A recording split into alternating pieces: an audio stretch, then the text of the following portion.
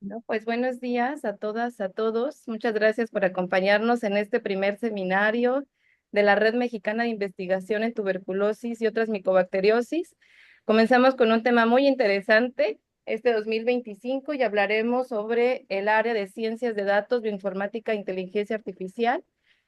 Este seminario estará coordinado por dos de nuestros colegas, forman parte de esta red, el doctor Salvador Fonseca Coronado y la doctora Doraluz Flores Gutiérrez.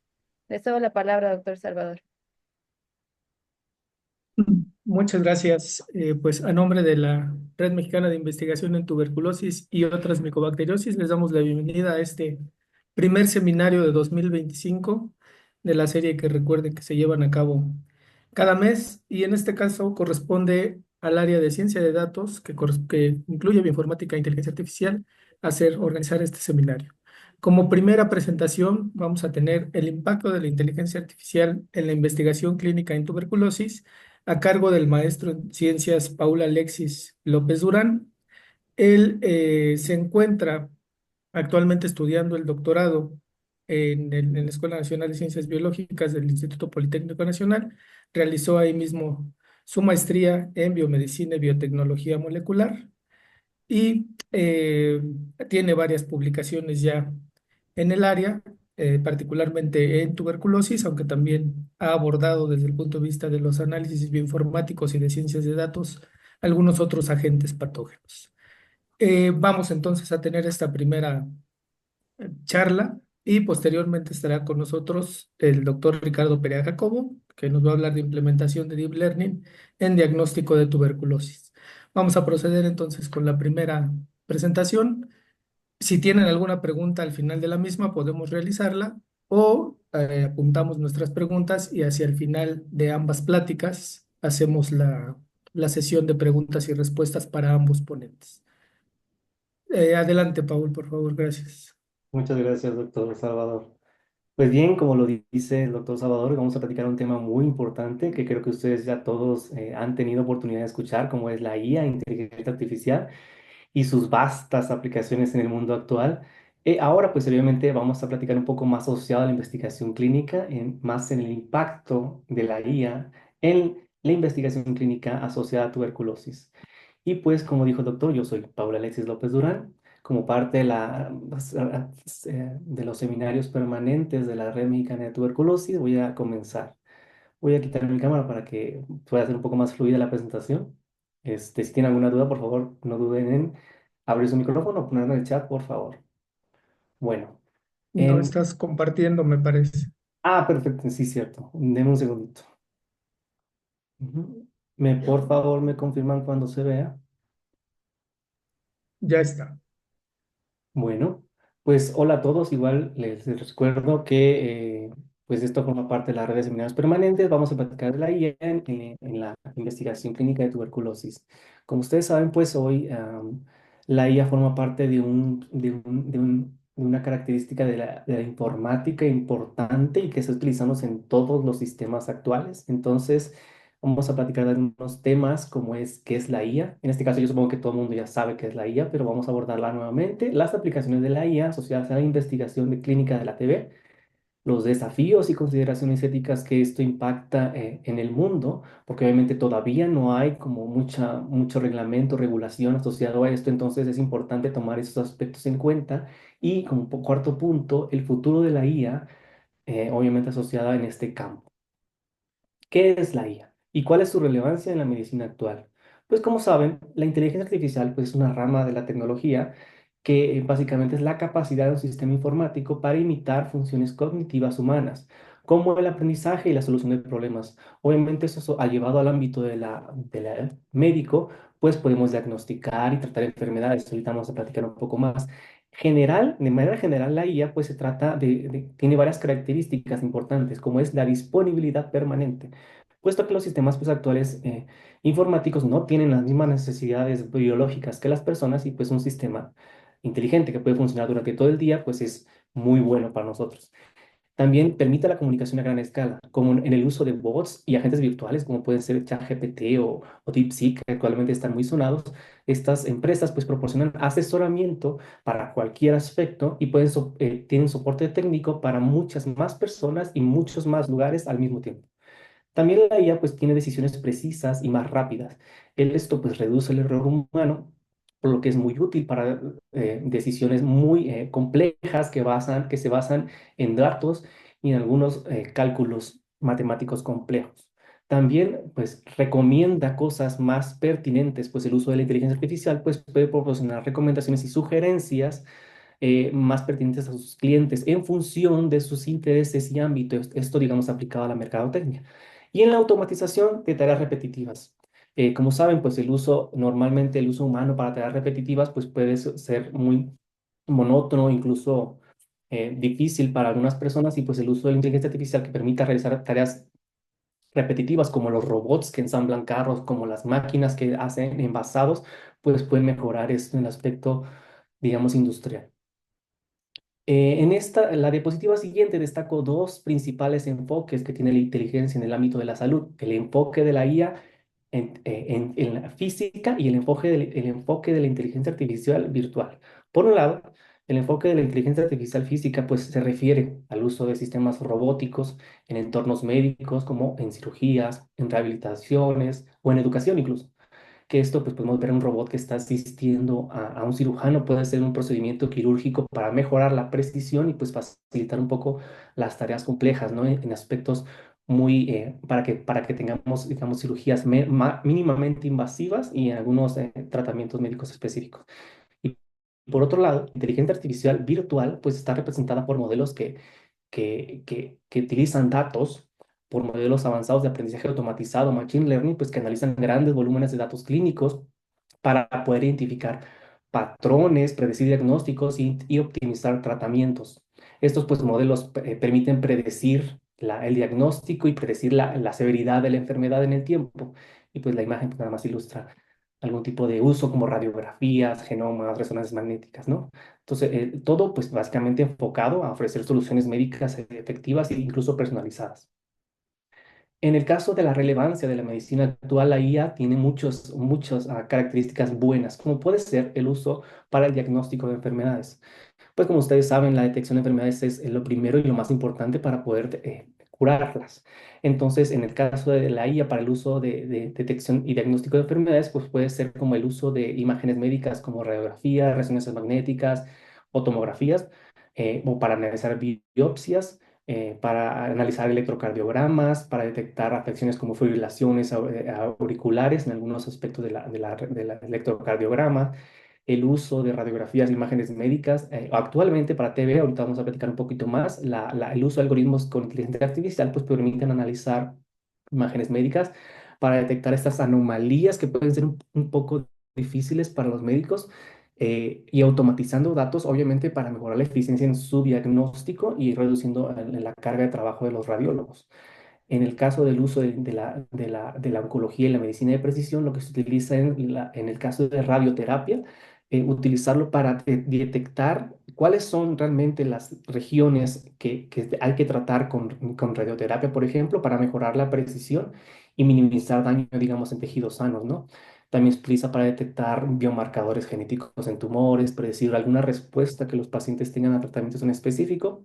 Y como otro aspecto, pues obviamente el uso y descubrimiento y reutilización de nuevos fármacos, porque no nada más se utiliza para descubrir nuevas cosas, sino para reutilizar los que ya tenemos, incluso hacer combinaciones de estas e encontrar indicaciones nuevas para los fármacos que ya tenemos, ¿no? El utilizar como el cribado de compuestos, la predicción de toxicidad y la eficacia de los medicamentos. Am, aspectos importantes, pues puede ser la gestión hospitalaria, por ejemplo, ¿no? En el caso de la IA se puede utilizar para optimizar el uso de camas en los hospitales y asignar algunos recursos para ver cuál es la prioridad actual de un hospital para que sea más efectivo su soporte en el caso de la salud pública. En el caso de la medicina personalizada, pues obviamente imaginemos que utilicemos la IA para predecir las enfermedades y personalizar tratamientos, pues basados en tus propios datos.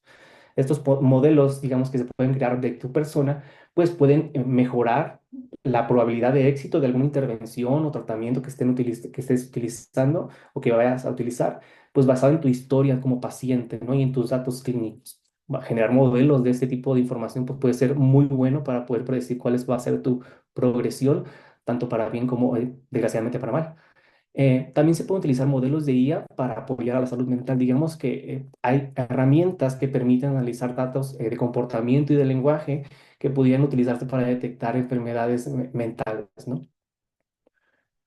En las aplicaciones de la IA en investigación de TV, pues hay muchos. Hay muchas que actualmente están utilizando, más que nada, de datos de imagenología, porque son, digamos, importantes en los aspectos para detectar, ¿no?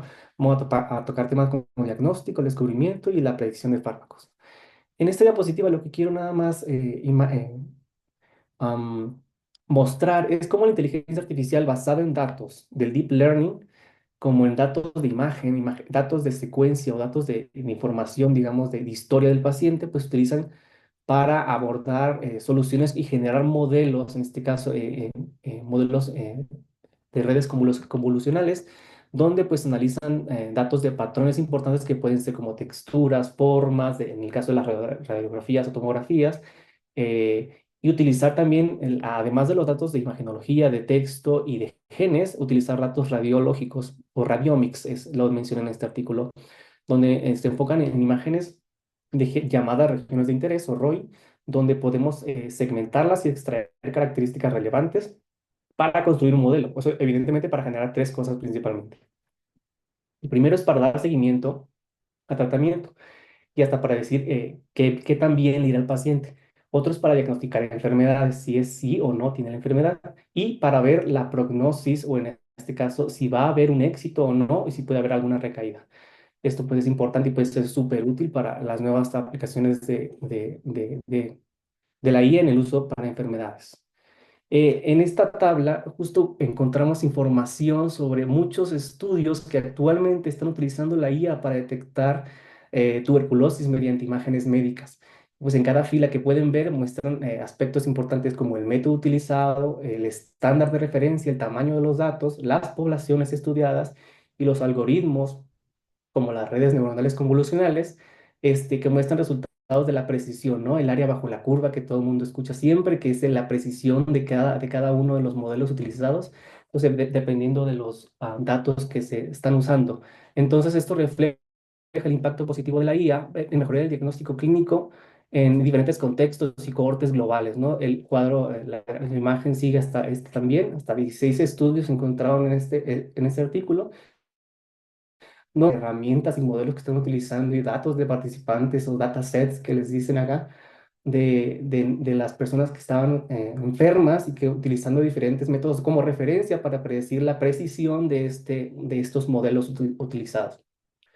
En esta diapositiva, lo que quiero evidenciar es cómo la IA contribuye al diagnóstico asistido de tuberculosis y a su tratamiento. En la parte central, como podemos ver, vemos un cerebro que simboliza el procesamiento mediante algoritmos de IA, como pueden ser datos de imágenes de radiografías de tórax, CXR, tomografías computarizadas como el CT y algunos datos genómicos, digamos. Entonces, en el diagrama, lo que muestra es la integración general de la detección de tuberculosis, como pueden ser acá, sí o no tiene tuberculosis.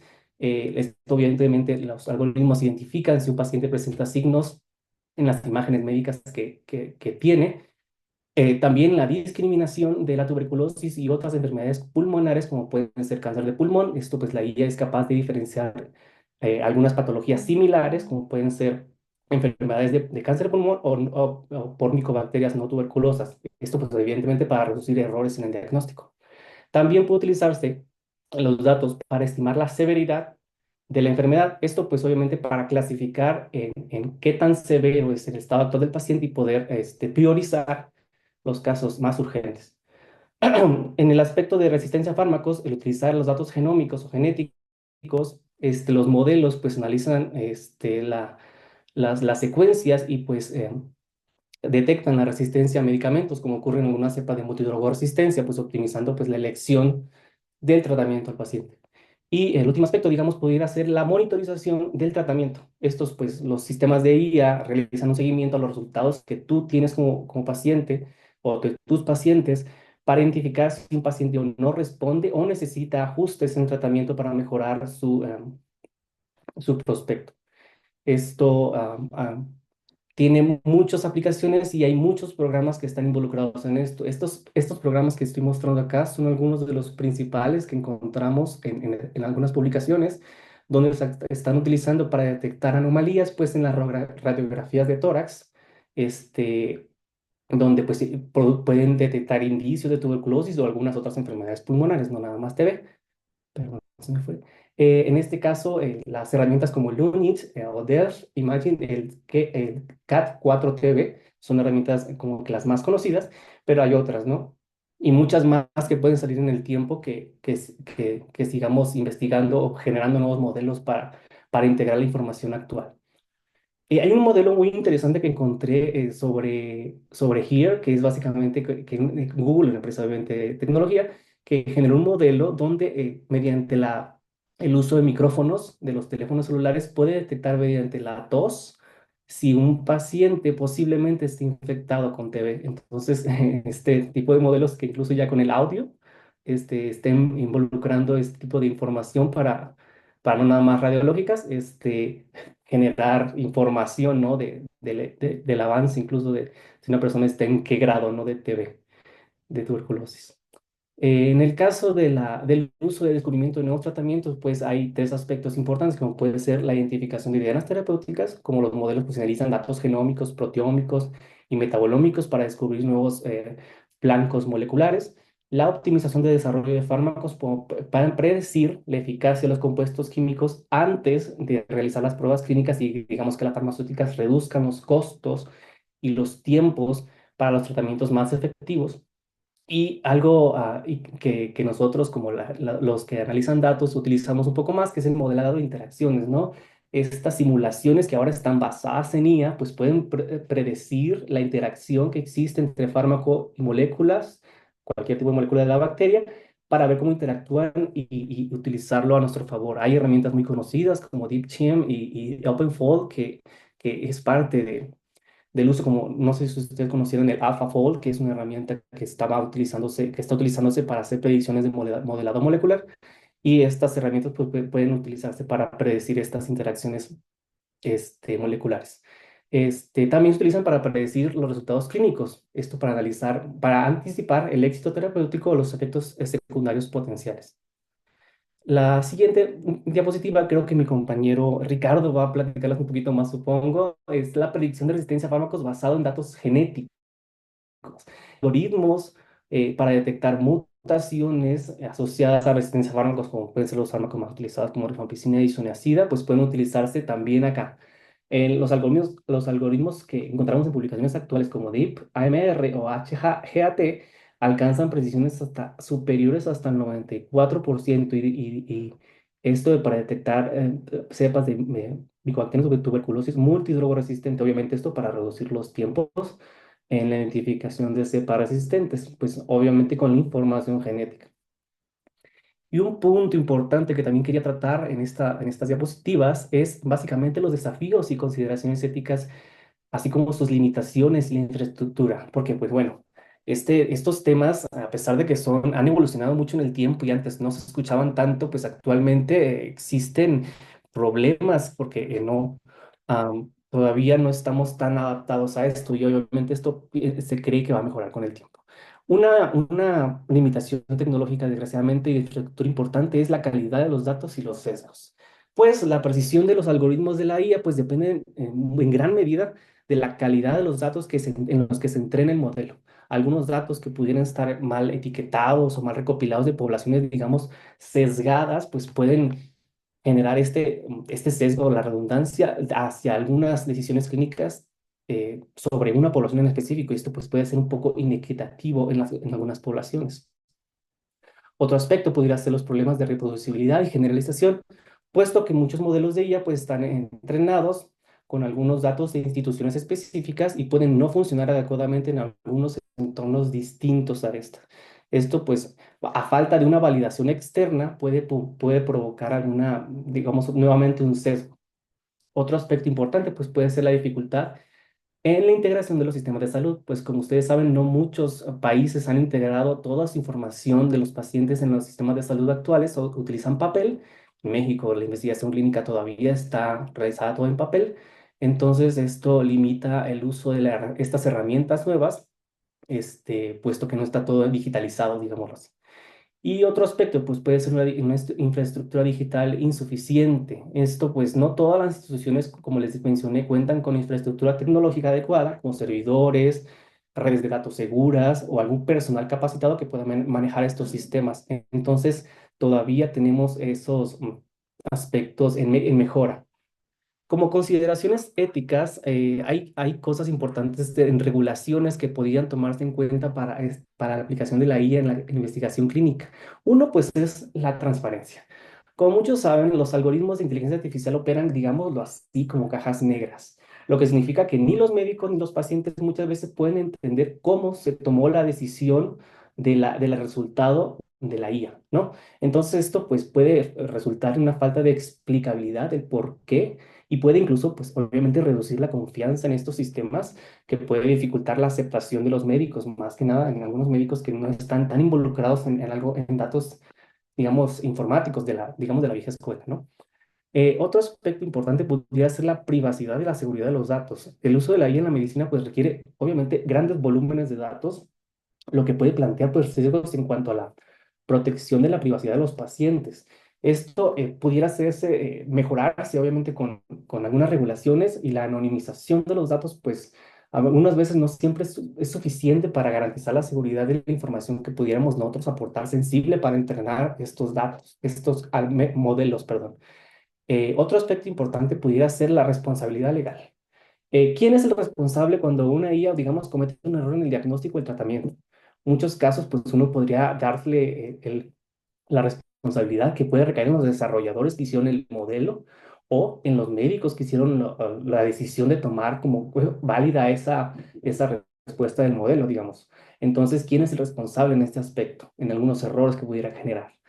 Y otro posible impacto es la inequidad en la salud. Como sabemos, pues los algoritmos entran con datos de poblaciones específicas, lo que puede significar esto en desigualdades en el acceso en la atención médica. Y no muchas personas van a tener acceso a poder proveer sus datos para que le generen un modelo eh, para, para su uso personal. Entonces, pudiera generar un uso de manera inequitativa de la IA. Y como último aspecto, hablamos del futuro de la IA en investigación clínica. ¿Qué oportunidades hay para México en este uso de herramientas nuevas?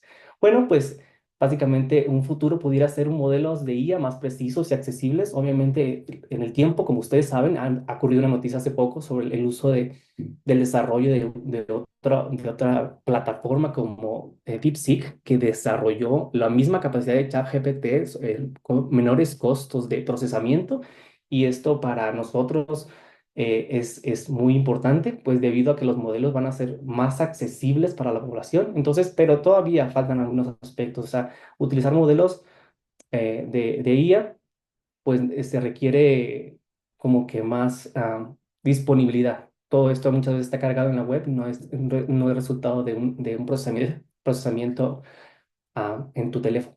La integración de Big Data y salud digital. Obviamente, les comentaba acá que una de las limitantes era que el uso de datos pues, está dado en algunas regiones del mundo con alguna capacidad para poder digitalizar todos sus datos clínicos. Entonces, en México pudiera ser un punto importante para poder tomar en cuenta que existen estas herramientas y utilizar datos propios, no nada más datos globales. Y para, en algunos casos, análisis de tendencias epidemiológicas con IA para identificar brotes, en el caso de globales, digamos. Perdón. En la medicina personalizada, obviamente, y terapias dirigidas, utilizar modelos predictivos para adaptarlos a tratamientos específicos según nuestro perfil genómico, pues sería importante. En el desarrollo de nuevas estrategias terapéuticas también basadas en simulaciones computacionales, como los estábamos mencionando. Y en las oportunidades de innovación para México, pues obviamente la integración de la IA en los programas de salud pública, creo que va a ser interesante ver cómo se desarrolla todo esto en México para utilizar, digamos, la IA en algunas clínicas rurales. donde se puedan utilizar para mejorar el diagnóstico, obviamente, de TB, en la aplicación de herramientas como el CAT-4TB, que es el análisis de radiologías para detectar la presencia de TB, en el desarrollo de centros de IA, de inteligencia artificial para la detección de TB. En este caso, cómo se crearían laboratorios para la investigación con un enfoque, ¿no?, en Machine Learning e inteligencia artificial para detectar infecciones por TB, y obviamente generando colaboraciones entre universidades, sectores públicos y algunas empresas mexicanas. Y el último aspecto sería el uso de la IA, pues, en estudios epidemiológicos, esto para identificar obviamente patrones de transmisión y predicción de brotes que pudieran mejorar el monitoreo en tiempo real de los tratamientos y poder hacer análisis, digamos, de la población mexicana en específico, ¿no? Entonces, chicos, muchas gracias por su atención. Creo que me pasé un poquito de tiempo, pero aquí están algunas referencias por si tienen alguna información importante de esto. Obviamente yo no soy muy experto, me gustaría saber un poco más, pero aquí está mi contacto por si gustan tener o tienen alguna pregunta, pudiera yo asesorarlos en cualquier aspecto. Y pues muchas gracias. Muy bien, muchas gracias, Paul, por la plática. ¿Les parece si doctora Dora nos hace favor de presentar a Ricardo y dejamos la sesión de preguntas hacia el final, ya una vez que se hayan presentado las dos ponencias?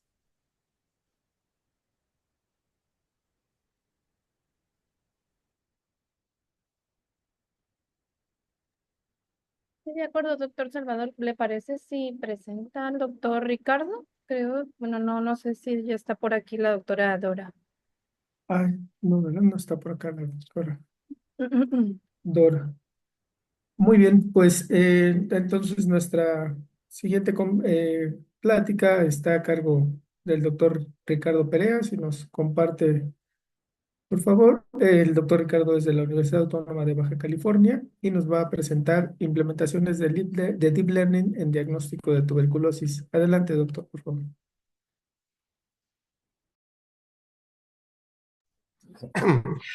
¿Me confirman que se ve la presentación? Sí, se ve. Ah, excelente. Pues bueno, muchas gracias por la invitación y sí, continuaríamos hablando sobre el tema de IA y agradeciendo ahorita al maestro Paul que nos dio una introducción pues es muy específica y porque ahorita lo que vamos a hablar es implementaciones de delay en el diagnóstico de tuberculosis. Y continuando específicamente en lo que comentamos ahorita del acceso a estos datos médicos. Es cierto que ahorita, bueno, la forma para poder hacer el entrenamiento de estos modelos es una gran cantidad de datos. Con la presión hacia la digitalización del expediente clínico y la integración de nuevas generaciones en el sector salud, pues estamos viendo que la necesidad de la estandarización está presente. Y para poder hacer con éxito estas transferencias tecnológicas, ya desde la investigación o el sector productivo a las implementaciones clínicas, es necesario que tengamos un sistema estándar, tanto para nuestra captura, registro y manejo de la información. Ya en cuanto a estos aspectos éticos, pero el crecimiento vamos viendo cómo poco a poco ya estamos teniendo estas implementaciones. Eh, ¿Cómo diferenciamos el deep learning de la inteligencia artificial? Pues todo es inteligencia artificial, solamente las diferencias que escuchamos a veces en los términos machine learning, deep learning, es la estructura o la forma con la que se está haciendo el entrenamiento. La principal diferencia que encontramos es la capacidad de encontrar relaciones entre los datos. La inteligencia artificial es el término general. Casi todas las implementaciones hasta el 2015, 2017, pues están predominando por el machine learning. Ahorita ya en los últimos 5 años, el deep learning se requiere más capacidad de cómputo y lo encontramos ahora con estos grandes generadores de lenguaje, modelos grandes de lenguaje. Y la idea es cómo vamos pasando a integrarlo dentro del sector salud o dentro del proceso. También en esto, en una subrama dentro del Deep Learning encontramos la IA generativa, que es la que se ha tenido acceso a través del chat GPT, a través de DeepSeek, o los creadores como Dalí, que empiezan a crear información nueva que no existía. Entonces, estas correlaciones de crear información nueva que no existía y con datos encontrar relaciones y crear una nueva etiqueta o una nueva categoría, pues ya empezamos a encontrarlos en implementaciones en el sector salud. Específicamente, la diferencia entre Machine Learning y Deep Learning, pues es que el Deep Learning intenta imitar el comportamiento del sistema nervioso a través del perceptrón o las neuronas artificiales para ver que al ver una imagen, el cerebro procesa de una forma y genera una etiqueta que tenemos la categoría. Dentro de las neurociencias aún no sabemos exactamente cómo hacemos este proceso a ciencias ciertas. Ya hemos mapeado zonas, encontramos diferentes niveles de corteza, tenemos teorías del funcionamiento neurológico, pero siguen siendo en algún momento un punto entre el sustrato biológico y el pensamiento no bien definido. Esto mismo pasa en los modelos de Deep Learning. Estamos viendo cómo procesa la información, pero como utiliza múltiples capas y relaciones que no podemos ver directamente de las neuronas, pues seguimos viéndolos como una caja negra. Entra la información, se procesa de una forma y tenemos unas categorías. Aquí podemos ver en esta imagen los modelos, principalmente los modelos de Deep Learning enfocados a la interpretación de imágenes, que pueden ser la transferencia al diagnóstico de imágenes radiológicas, en el caso de la tuberculosis, es que la imagen se segmenta y pasan fragmentos de esta imagen, no un todo, sino fragmentos de la imagen a diferentes sectores de la red para que entre ellos haya una discusión y estas relaciones de los datos lleguen a una categoría o un diagnóstico. Lo que estamos viendo es fragmentar la imagen, fragmentar la información y encontrar las relaciones que tenemos entre estos procesos. Entonces, ¿cuál es el desafío principal? Pues tratar de con los datos que tenemos, tal vez un poco limitados por su falta de estandarización y los modelos que todavía están, a pesar de crecer en capacidad de cómputo, siguen siendo una limitación al acceso global, es tratar de reproducir una respuesta subjetiva, porque al final el diagnóstico clínico es una representación de la enfermedad que tiene la subjetividad del diagnóstico. Pero tenemos nuestro diagnóstico presuntivo, nuestro diagnóstico clínico, siguen siendo subjetivos en nuestro proceso de pensamiento hasta que llegamos al diagnóstico confirmatorio que nos están dando los equipos y las pruebas moleculares. Entonces, ir encontrando cómo podemos ir pasando e integrando estos modelos, vamos a encontrar pues grandes implementaciones en diferentes tipos. A mayor diversidad de los datos, más papel, más relevancia puede tener la similitud con el sistema nervioso del Deep Learning con respecto al Machine Learning. Encontramos sus utilidades tanto para imágenes radiológicas, cáncer de mama, tuberculosis, predicción de variables clínicas, predicción de mortalidad, de incidencia de acuerdo a números de laboratorio. Entonces ya empezamos a encontrar un registro de estas utilidades. En el caso específico de micobacterium tuberculosis, hemos visto que los modelos están cambiando a esta nueva forma de interacción de datos. Vemos que esta revisión del 2022 nos muestra que el volumen de los modelos, la mayoría se están tirando hacia el deep learning con respecto al machine learning. ¿Qué implica esto? Mientras la inteligencia artificial basada en el aprendizaje máquina o machine learning directamente encuentra un dato y lo correlaciona, tiene una transparencia muy alta. Podemos saber por qué el modelo decidió este criterio. Se parecería mucho a nuestros criterios clásicos de diagnóstico, Framingham, triadas de diferentes patologías, en que si se encuentra cada uno de estos síntomas, es esta enfermedad, es este criterio. O los criterios pactanomónicos, que encontramos una lesión en una imagen y la correlacionamos evidentemente con una enfermedad. Los modelos de Machine Learning son correlaciones que, que podemos llegar a visualizar directamente cuál fue el criterio de toma. La limitación que está es que al tomar pocas variables o poca información para estas correlaciones, estamos perdiendo la interacción de las covariables, el aspecto complejo de que muchas informaciones o muchos criterios pueden afectar al mismo diagnóstico.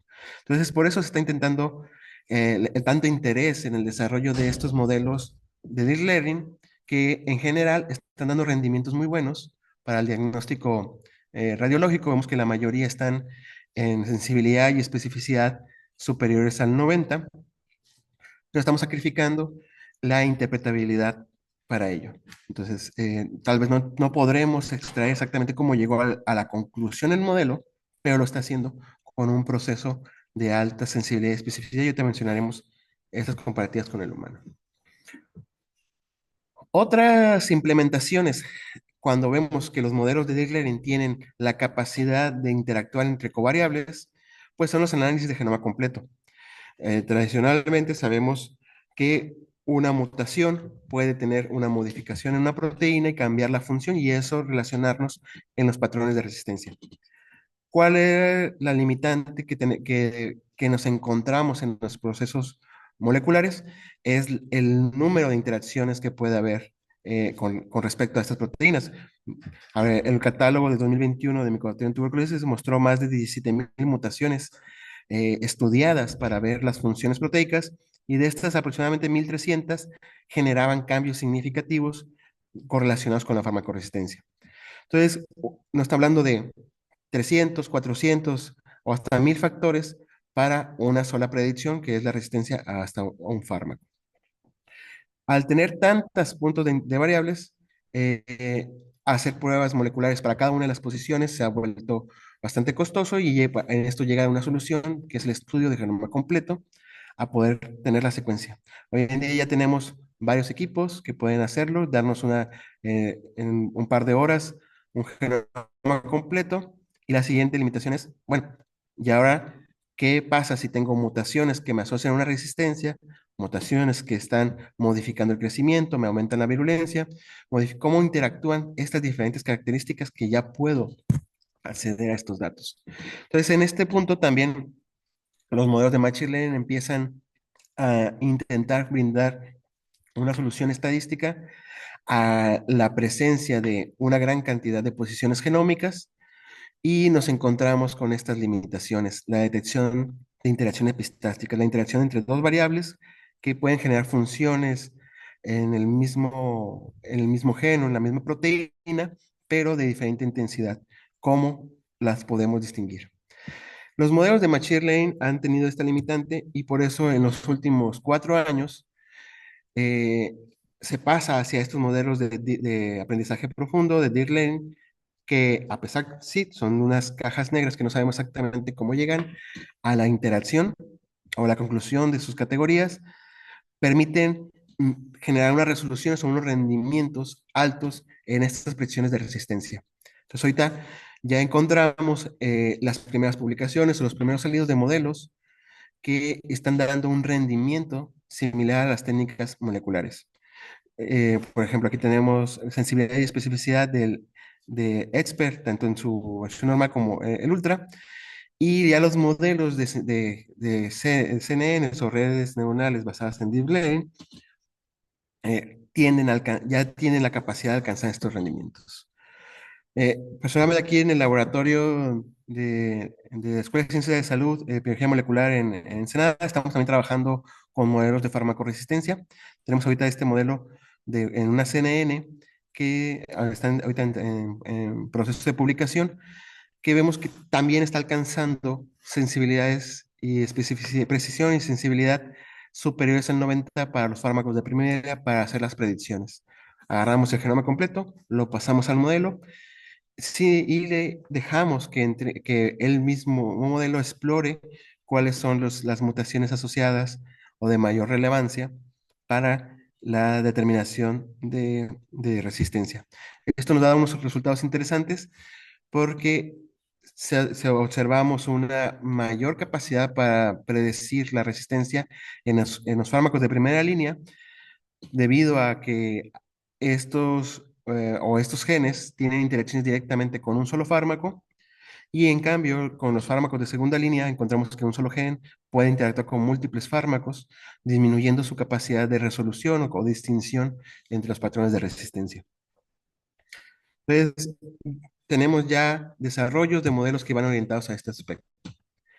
Por otra corriente también tenemos las recomendaciones de los CATs, de la detección asistida por computadora para el diagnóstico de radiografías. Ya desde 2020, del 2021, la OMS recomienda la utilización de estos modelos para interpretar las radiografías y hacer un tamizaje inicial de la tuberculosis.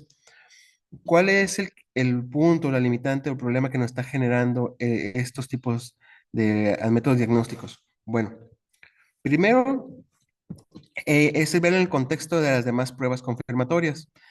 La radiografía de actores, al ser una de las más rápidas que podemos tomar, tener un tamizaje rápido y hacer un diagnóstico, tiene una dependencia alta de la habilidad del clínico que genera la interpretación. Aquí tendríamos el tiempo del radiólogo para que pueda hacer este aspecto.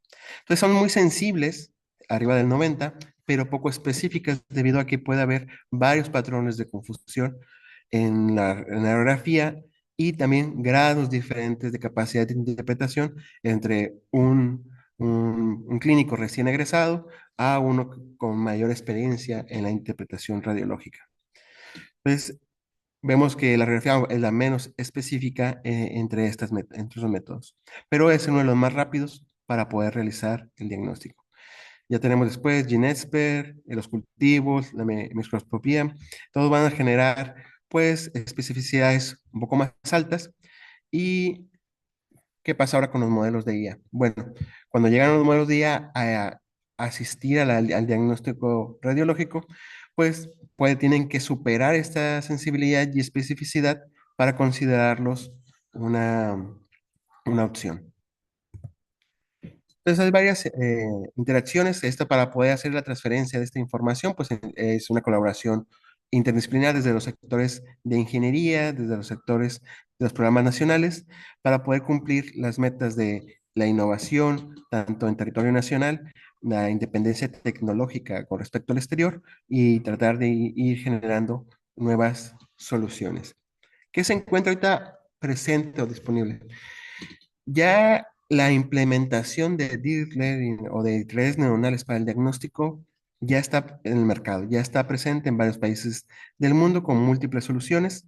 Ahorita podemos encontrar algunas como este DRChat Software de Infrared que ya brindan un equipo portátil junto con una laptop para ir tomando radiografías y hacer un tamizaje eh, periférico de los centros de salud y de las comunidades. Las limitantes que encontramos ahora es las licencias, debido a que estos software, pues hay que estar pagando anualidades de su uso o por el número de radiografías, pero ya encontramos soluciones que apenas en unos 10 segundos nos dan un diagnóstico con una confianza y una sensibilidad superior al 90 para poder después pasar al diagnóstico radiológico. Otra solución, por ejemplo, que ahorita había comentado también el maestro Paul, es CAD4TV. Ya también con un sistema de licencias que por cada unidad de cómputo, junto con su unidad radiológica portátil, en unos 20 segundos pueden tener un diagnóstico y un marcaje de las zonas precisas donde se encuentran las lesiones para que el clínico realice una segunda valoración o una segunda chequeo para verificación de estos diagnósticos. Igual, las limitantes que vamos a tener, pues son su costo por unidad y las necesidades que se encuentran a nivel nacional. Aquí podemos, lo de Stop TV, dar una recomendación de varios programas. Actualmente ya tenemos no solamente estas dos soluciones, sino múltiples soluciones que están surgiendo en diferentes partes del mundo, igual ya para que han pasado su proceso de validación y cada año, cada mes se están generando nuevas tecnologías.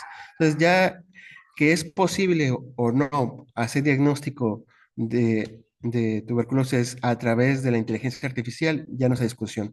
Ahora el tema es cuál modelo puede brindarnos la mayor beneficio, tanto para las implementaciones, para el seguimiento y las integraciones.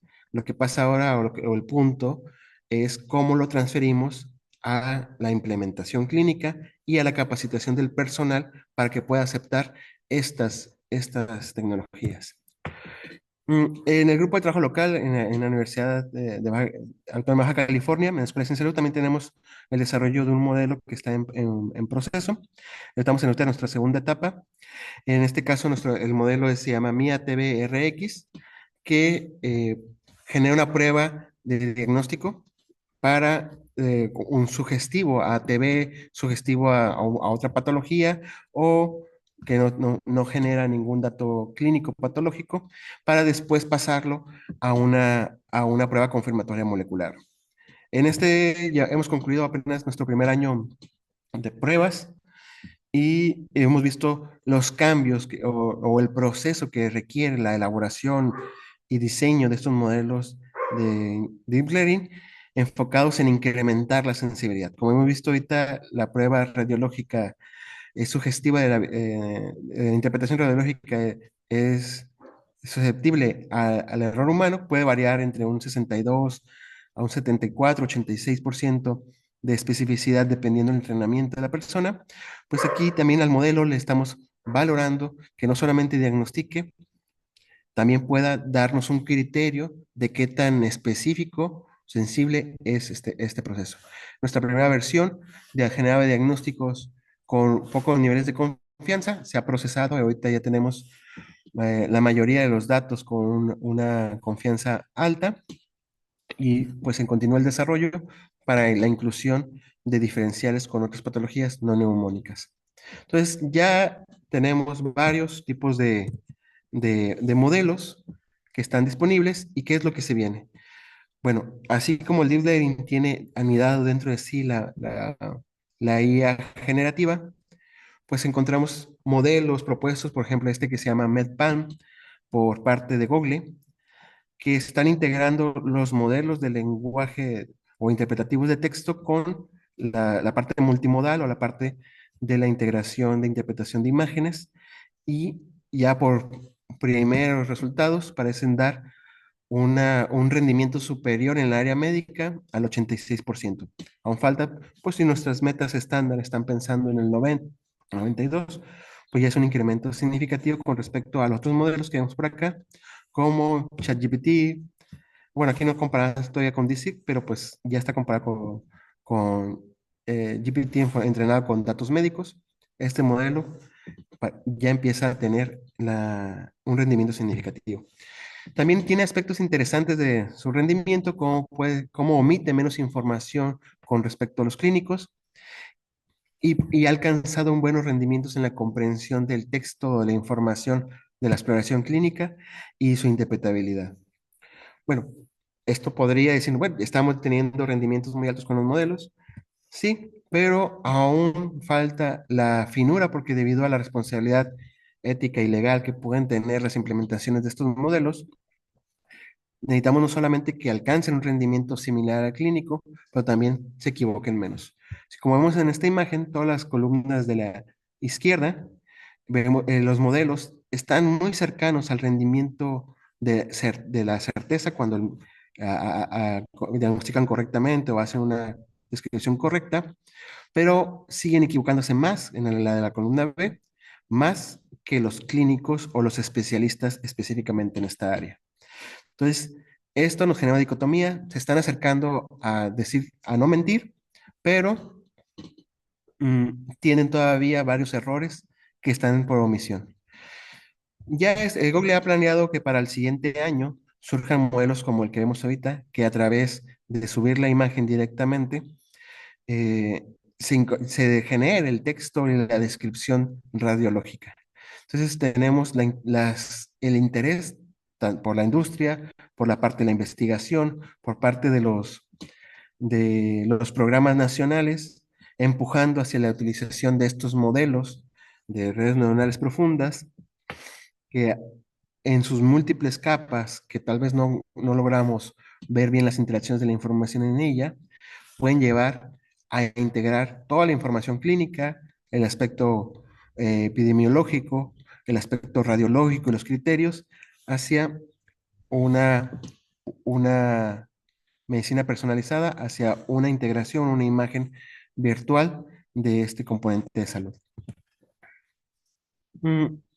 Pero la idea no es que el modelo haga el proceso completamente. Si una de las intenciones o las validaciones que nos interesa en el área de las ciencias de datos y salud es que los modelos funcionen como un instrumento para la decisión clínica. Ahorita en el método convencional pasa la atención del paciente por el clínico y toma decisiones y realiza solicitudes de estudios de forma inicialmente en sus criterios diagnósticos. Lo que se planea ahorita que es pase la información al clínico, el clínico utilice los paraclínicos y alimenta el modelo, los modelos le den una retroalimentación al clínico para después llegar a una decisión. Entonces, ¿en qué etapa nos encontramos ahorita en el desarrollo, en la investigación? Existen múltiples modelos, lo que falta ahora es la validación en el campo real, porque a pesar de que las métricas y las publicaciones den buenos resultados, la variabilidad de la condición humana, las diferentes sectores poblacionales y económicos donde se fueron desarrolladas estas tecnologías y las queremos implementar en otra población, no garantiza la repetibilidad de estos resultados. Entonces, falta esta validación de estos modelos de medicina basada en redes profundas para la implementación clínica en salud.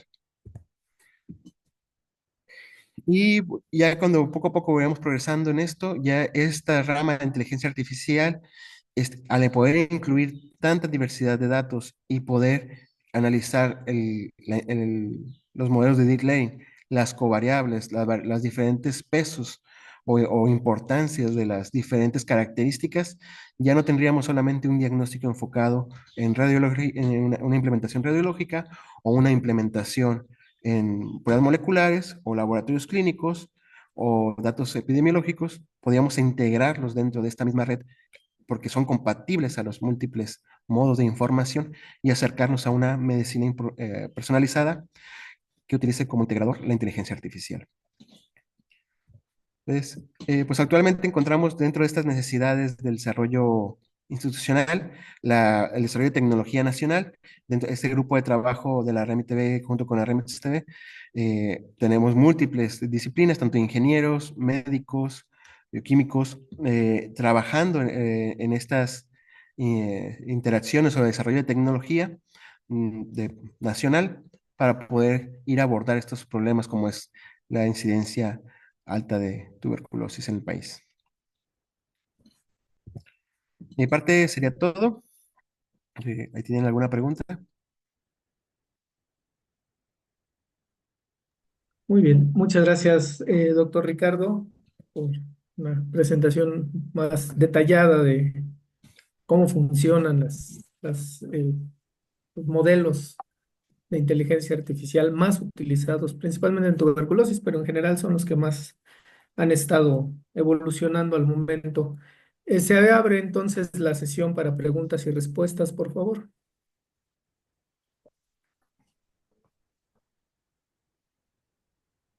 Adelante, doctora Gordillo.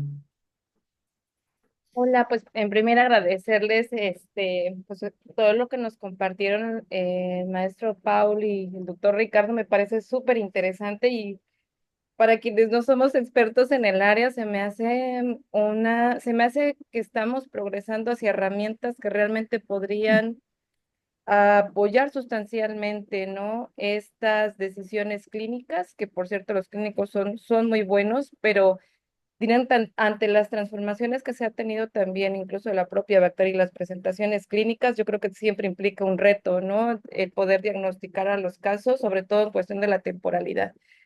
Em, yo tengo algunas como preguntas, igual hasta pueden ser redundantes.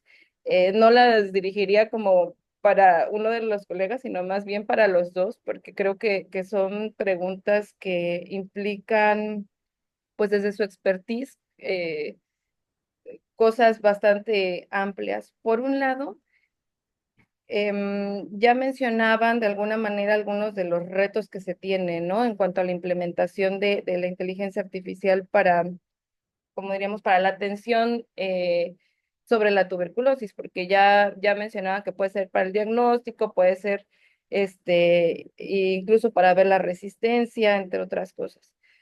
Pero ¿cómo podríamos nosotros aterrizar toda la información que tenemos disponible a la práctica, ¿no? ¿Cuál sería ese principal reto de tener estas aplicaciones de inteligencia artificial en los centros de salud públicos? Y pues dentro de las experiencias que tienen nuestros colegas, ¿cómo ven el panorama en México en esta temporalidad, ¿no?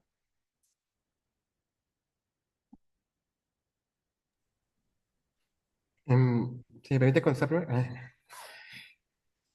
Yo Adelante. creo, y como lo vemos ahorita, las implementaciones a nivel de institución pública van a requerir de un cambio de estructura significativa, que es la estandarización de los datos, o sea, el expediente clínico que esté accesible para toda la institución de forma estandarizada, porque hemos encontrado ahorita, durante el desarrollo del proyecto de MIATB, que es el modelo de diagnóstico radiológico que estamos desarrollando, cada unidad clínica tenía un sistema completamente diferente en cuanto al proceso de la información, el manejo de radiografías, el equipo.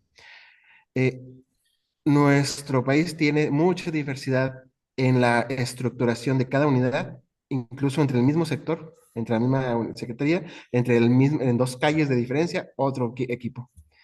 Esto nos lleva, como no hemos estado estandarizados, requiere una alta inversión para empezar a poder generar al menos la estructura para después analizar cuál es la diferencia y cómo abordar el problema. Entonces, la limitante, como siempre, es inversión para la estandarización.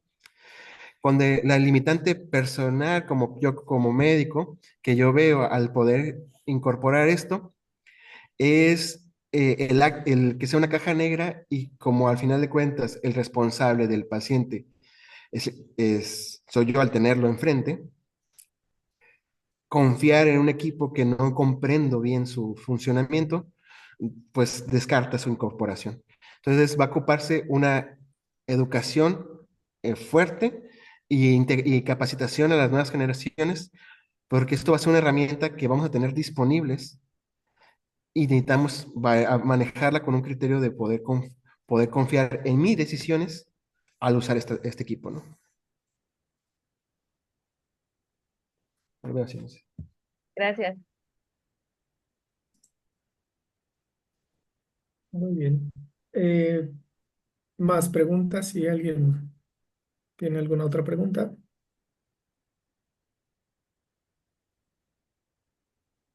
¿No? Me parece que ya no hay preguntas, pues simplemente como lo menciona el doctor Perea, el principal limitante que existe es la unificación.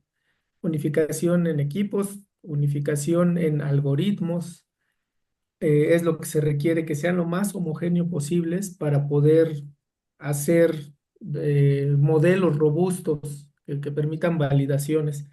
Entonces, algunas de las cuestiones que se mencionan en artículos que son para llevar a casa a todos los que queremos incursionar en la inteligencia artificial, pues precisamente es la homogeneidad de los aparatos. La parte más avanzada, a la que más énfasis se le ha estado dando, es la asociación entre imágenes, tipo radiológico, etcétera, con eh, la, el- la predicción y datos clínicos. Entonces, algo de lo que más se está estudiando ahorita en tuberculosis es asociar las imágenes de radiografías, etcétera, con los datos clínicos para poder hacer predicciones. Esa parece que es el área que va más adelantada en cuanto a tuberculosis, también en cuanto a la predicción de fármacos, en cuanto a la capacidad, por ejemplo, de predecir en pacientes con VIH la probabilidad de desarrollar tuberculosis basados en la clínica y basados en imagenología, pero también otra vertiente que viene muy fuerte es un poquito más, es un tanto más difícil de procesamiento. Todos los datos que vienen de secuenciación de genomas son las dos grandes vertientes que se están explorando y que sin duda hay que analizar y se enfrentan a la misma problemática, los algoritmos para analizarlas. Hay una gran cantidad de estrategias para hacer el análisis bioinformático, para entrenar a diversos modelos de inteligencia artificial, de deep learning, bajo diferentes esquemas de aprendizaje.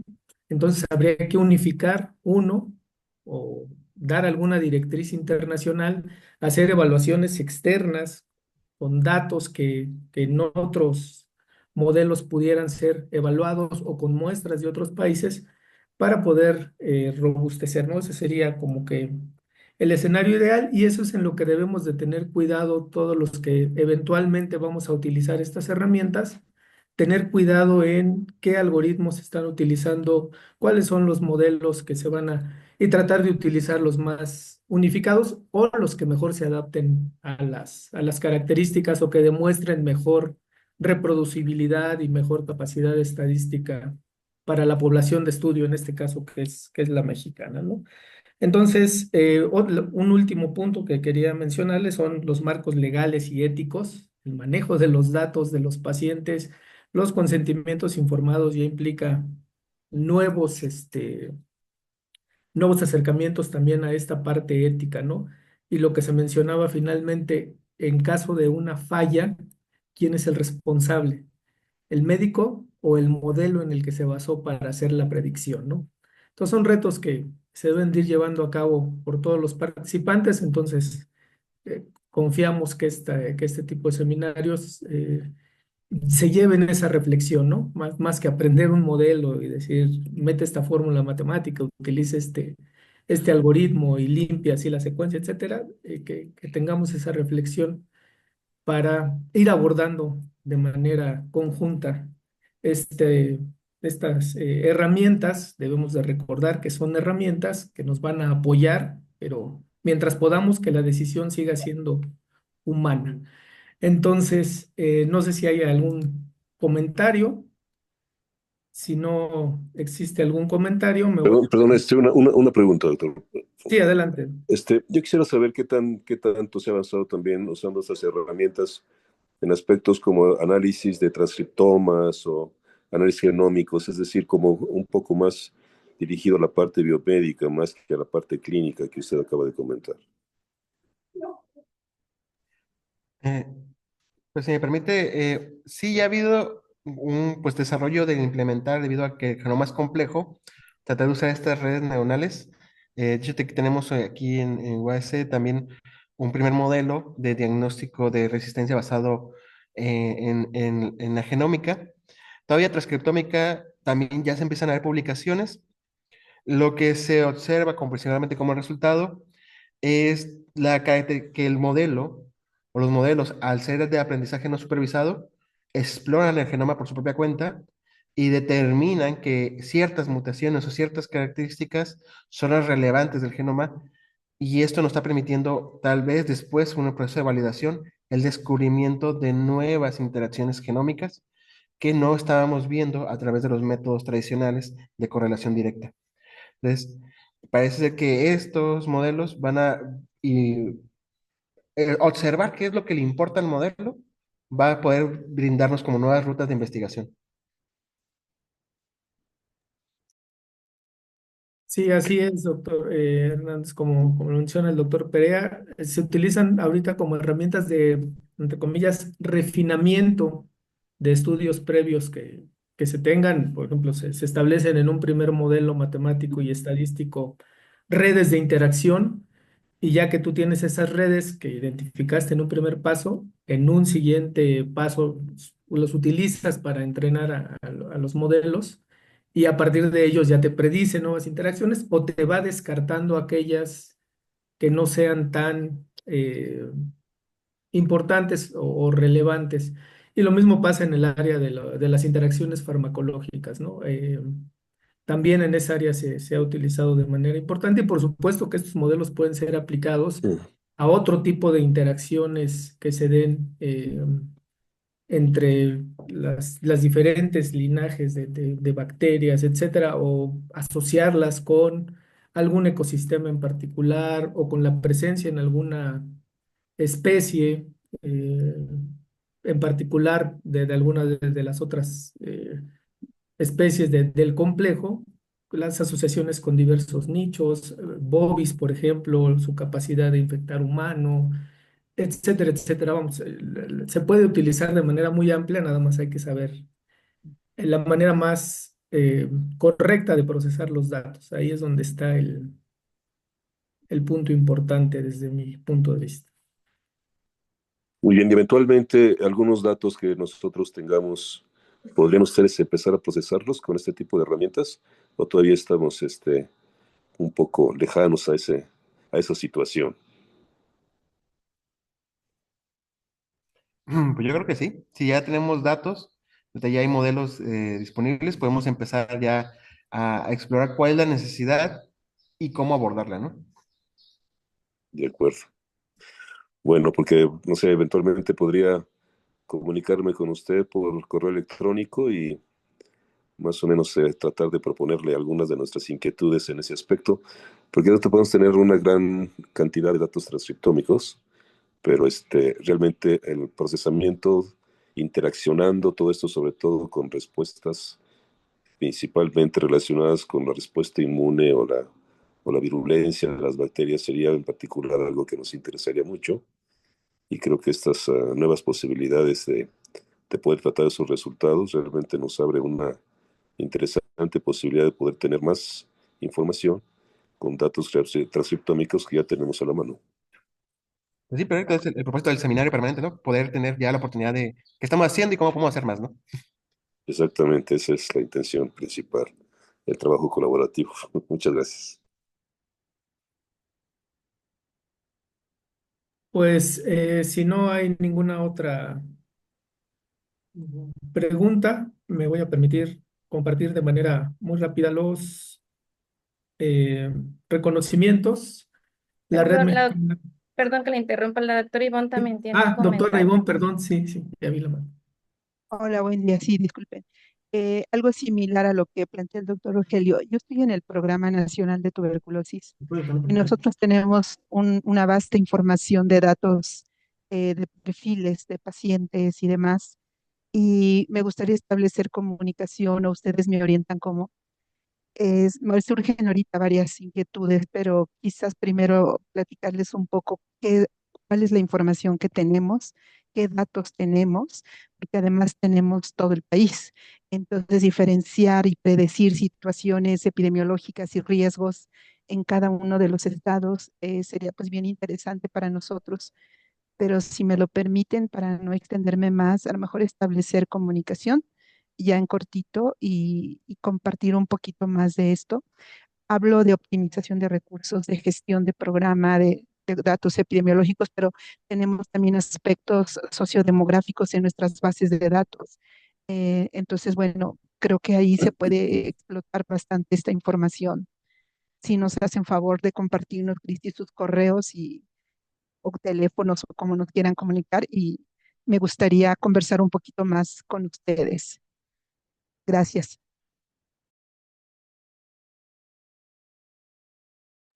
Muchas gracias. Sí, comparto mi correo es rpd@uas.edu.mx, lo dejé en el chat también.